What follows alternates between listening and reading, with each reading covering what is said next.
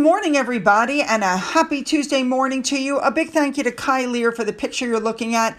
Yesterday was all about Invictus. Today, it's Sentebale. But we have a little bit of royal family news first, but another long video, so let's just jump in and get busy, shall we? Let's go. We're starting off with James Middleton. We know what a dog lover he is, and he's come out and said that animals, like dogs, should be in the workplace. That should be a generic yes, unless there's a good reason to say no. Remember, he's got a dog food business. He wrote a book called Meet Ella. He's been long a proponent for canine companions to improve mental health, and it helps boost creativity during the workday as well. So, listen, I think it's a great idea to have dogs in the workplace. All right, this story, I just want to make it clear, this is absolutely untrue. Again, Peter Phillips just got engaged. Harry gave his list of demands, assuming he's being invited. And allegedly, according to this article, William has also made a specific request saying that William's team insists his seat reflect his future role as king and Harry's seat should be visibly beneath him. Give me a break. Who's writing this crap? Moving on to the Harry-Meghan stuff, you guys remember when during the Netflix docuseries, Meghan talked about how she likes to put tea bags in the sun and let them steep, blah, blah, blah. You guys remember that, I'm sure. Come to find out, sun tea can actually be really bad due to the bacterial growth that happens during the process. You can stop the screen and read this for yourself, but just don't do it because, once again, unsafe. Like her bath salts, it's not good. Now, next up, British stand-up comic Jimmy Carr had said some things during his stand-up show. Apparently, somebody in the audience asked which of the royal brothers he preferred. And he responded by saying, the royal family, well, if you can imagine, they're like our Kardashians. Actually, we have the whole thing on tape. So I'm just going to let you listen to what he said. He's hilarious. Here you go. Prince William or Prince Harry? Prince William or Prince Harry? Well, the royal family, right, if you can imagine, they're like our Kardashians. Prince Harry is very much our Kanye.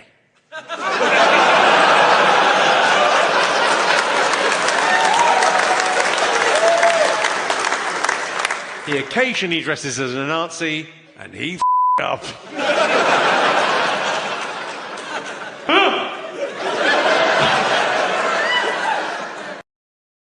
I love that snort at the end. He can't help but laugh at his own jokes. And of course, we know that Kanye West, for those of you who don't know, walked around wearing a swastika on a shirt. But although he's come out now against anti-Semitism, he's totally screwed in the head. But then so is Harry. I've never heard of this guy before, but he sounds hilarious. All right, let's keep moving. Next up, this was found on Twitter by Jules. Every time a customer tags one of the As Ever products, okay, first of all, here's Meghan. Look at the countertop, okay? Now, here supposedly is somebody who tagged Meghan. Look at the countertop. Wait a minute. Here's another somebody who tagged Meghan. Look at the countertop. And again, look at the countertop. Even with the wine, I'm beginning to think that Meghan's tagging her own products. Good catch. Okay, you guys have been writing to me about the whole Sentebale thing. A lot of you don't understand how this all started, what's going on. So I'm going to give you a little background here. Watch this.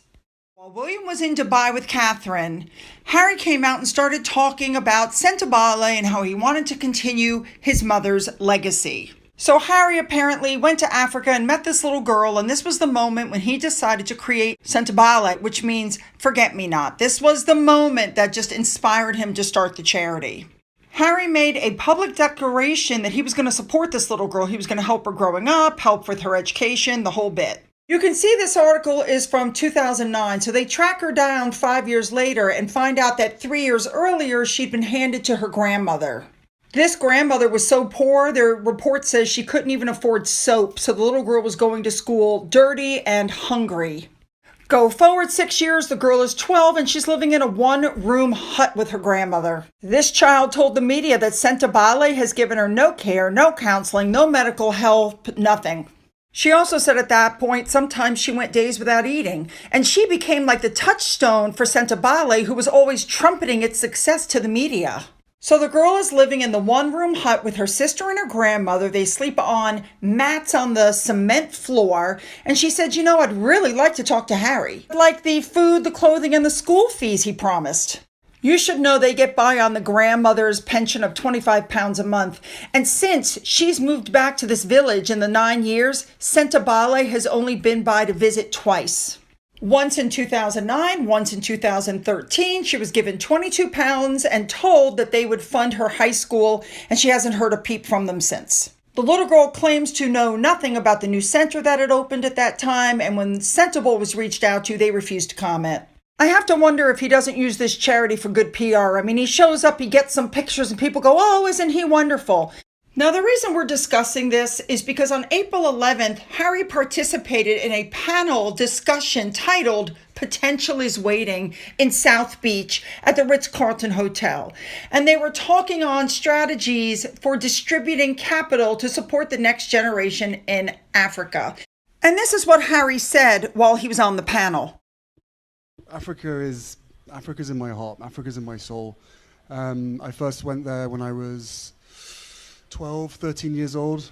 And after so many years, I wanted to give back to it. And I find it interesting. He said, I went there when I was 12, 13 years old, and I wanted to give back. He didn't mention that it was his dad who took him there after the death of his mother.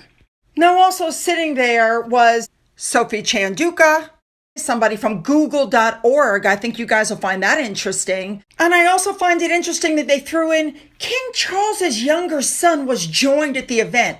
So even these articles, they're still trying to link Harry to the royal family. If he wants those kids to have a better future, maybe he should start with the kid that he made all of those promises to. So then the polo match happened. We know about this polo match, but guess what? I'm going to cover it again really quickly with video to show you what went on. And right off the bat, you could see that Netflix, the special, had already started taping. Now, keep in mind that there was no match. There was no special anything going on. There was one simple setup polo game where Nacho, who's a professional polo player, beat Harry and then allowed him to do this whole thing with the trophy. The entire thing was fake. The entire thing was set up. In my opinion, of course. Now we're going to go back and look at what Dr. Chanduka said about all the things that happened at this match. There was a lot going on. Meghan wasn't supposed to be there. Serena Williams wasn't supposed to be there. They lost the original venue because of Harry. But I digress. Let's keep going. This is what Harry is banking on. According to him, and I'm quoting, polo is hypersexual. Everyone is having affairs. There's lots of sex. Macho men, many of who are gorgeous and Argentinian, thundering around on horseback. Now let's really quickly discuss the most awkward, cringe-worthy moment, I agree, that happened with Harry. So this woman walks up to stand with Harry next to the trophy. All right. And Meghan doesn't like it. I want you to look at the way Meghan treats this woman. Watch this. So first up, Meghan takes the trophy, walks onto the stage, walks up to Harry, gives him a kiss, hands him the trophy. She's got nothing to do with Sentebale. Why she's the one handing the trophy over, I don't know. Then she looks at the camera and then she does her fake smiling thing because somebody makes a joke. Watch her. She's like, so funny. And she's got her mouth open. She's trying to do a Julia Roberts thing is what she's doing. Here comes Dr. Chanduka. Meghan puts her arm out and says, do you want to come over here? Do you want to come over here? Do you want to come over here? Meghan wants to make sure that she stays in the center frame of the picture and something else. Meghan did not want this woman standing next to Harry. She wanted to make sure that she remained in the middle of the shot at all times. The woman ended up having to go to the other side to get her picture taken. When this group photo thing was taken, as you can see, Dr. Chanduka was all the way to the left. Meghan made sure that she was directly next to Harry. Now this clip is the only one where I see Harry talking and interacting with Dr. Chanduka without Meghan on the stage. I don't know, this must have taken place before the trophy was given out, but look at the way he toddles back over away from her as quickly as possible, like he knows Meghan will be mad. This is when we were first introduced to Dr. Chanduka, Sophie Chanduka. She's a Zimbabwe-born corporate finance lawyer. She's an entrepreneur, head of America's risk management and intelligence at Meta. She used to be the global COO of shared services and banking at Morgan Stanley in New York. She has a list of accomplishments a mile long, and she is on the board of directors of Sentebale. She had more right to be on that stage than Meghan Markle did, and Meghan basically pushed her to the side. Serena Williams was spotted there. Why would Serena Williams need to come to a Netflix filming of a show where the game wasn't really, it was just a setup game? You guys get where I'm going? Why do you think that is? And don't forget, according to Dr. Chanduka, nobody knew Serena Williams was coming. Nobody knew Meghan Markle was coming. They just showed up. So yeah, I wonder what the heck she was doing there for sure. Now, I'd like to show you some other behavior of Meghan up on that stage on the same day. Just stick with me. He is hugging one of his teammates, and Meghan literally elbows Harry and says, like, get back, get away. Then Meghan looks at the camera, and after she looks at the camera, then she hugs the other polo player. You guys see that? I mean, to me, that would make perfect sense. She elbows him back, makes sure that she's in the shot, looks at the camera, and then hugs the guy. Typical Meghan Markle. She wants to be the star. She wants to be in the middle, and she's trying to keep other people away from Harry. She wants to be in every shot with Harry. Now, here's the controlling thing. She runs her hand down his arm, pats his back, and then runs her hand down his arm again. This is the signal, come on. And then she leads him off the stage like he's a little kid. Her controlling behavior is showing.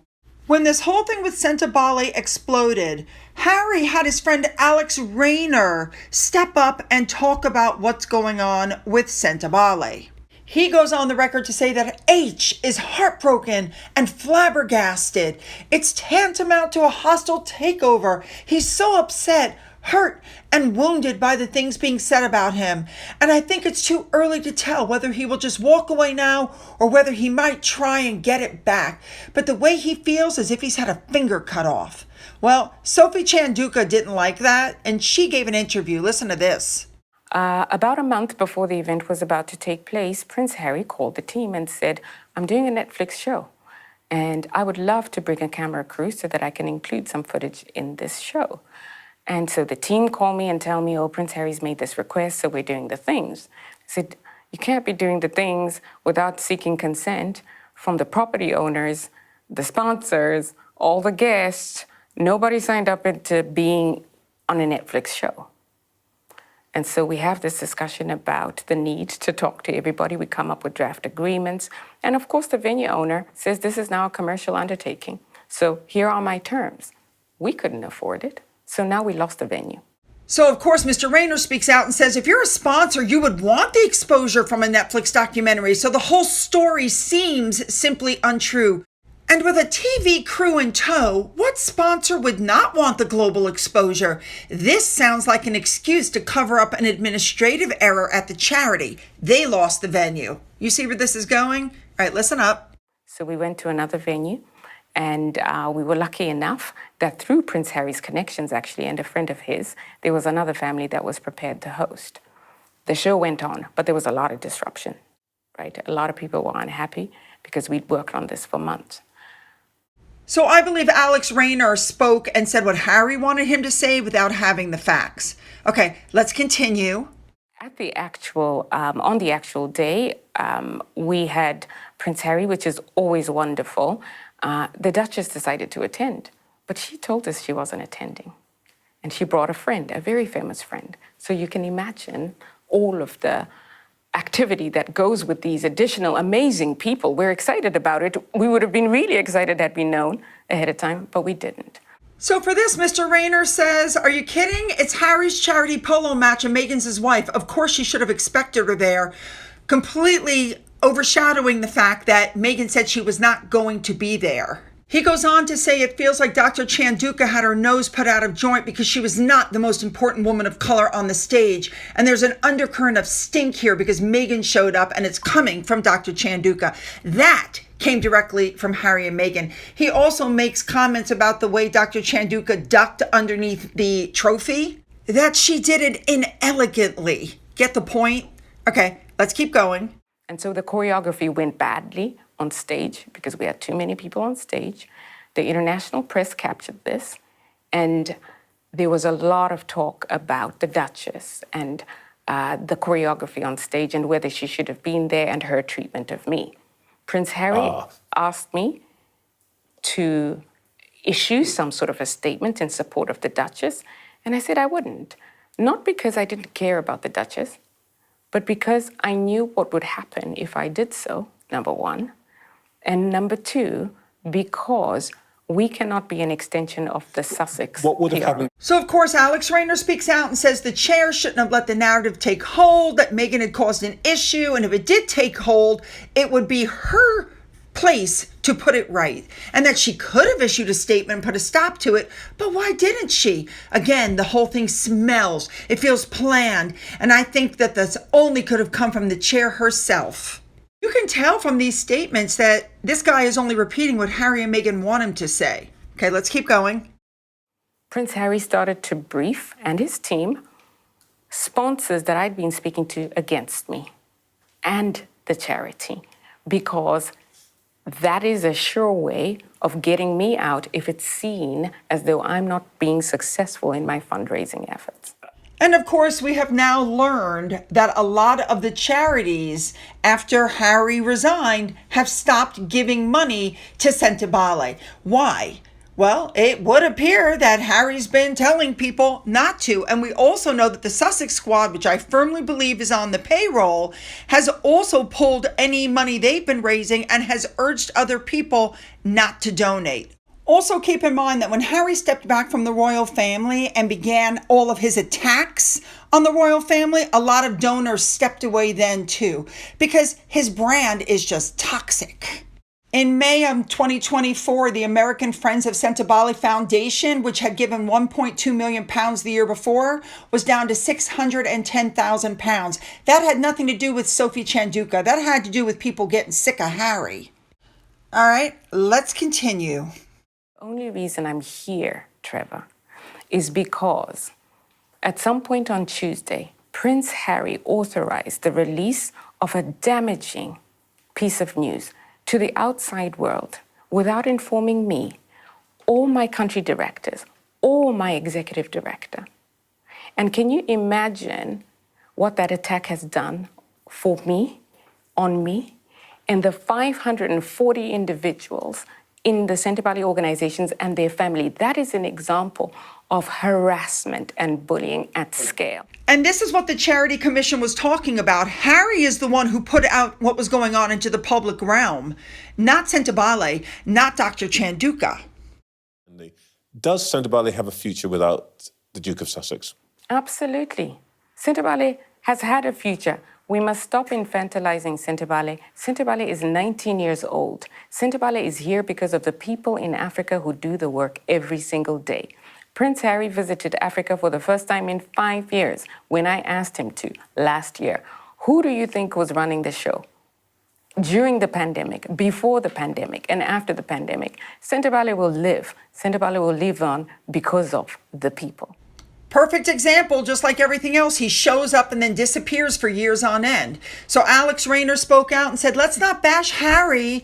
The situation is she didn't do her job and she was asked to step down and now she's taken over the charity. So after going around and telling people not to donate to this charity that he started, he's completely forgetting what it's about. It's about the children. It's not about him and it's not about his ego. But now that he's out of the charity, they're saying that Harry remains committed to continuing the work he started, supporting children and young people of Lesotho and Botswana. And so now, while no decisions have been made, All options are on the table, including starting a new charity or going to work with pre-existing charities operating in the same sector. So basically, he doesn't care if he runs the charity that he started into the ground because he can't be the figurehead anymore. Talk about an ego, but that's essentially what's going on now. As I said before, his brand is toxic. Nobody wants to be around this guy now that they know he uses drugs and it's all about PR and it's not really about the children. And if you guys were wondering about that, you should know that Harry tried to trademark Sentebale not that long ago. That's right, ladies and gentlemen. He tried to move Sentebale into the United States and he tried to trademark it. That would have been inappropriate because while he may have founded it, he's just the patron now. He doesn't run it. He doesn't own it. He tried to trademark mental health care services, psychological and mental health counseling services. Sounds to me like he was trying to get better up in there. That's what I think. Yes, I want your comments, so don't forget to hit the like and the subscribe button and the bell for all notifications. Then go down into the description box where you'll find the link to my Twitter, my Gettr, my Rumble, my email, a link to my father's book, which is still for sale on Amazon, a link to my second channel, which is doing very well, good recipes, and a link to my Amazon wish list. For those of you who have donated to my coffee fund, thank you so much. And as always, you guys, have a great day.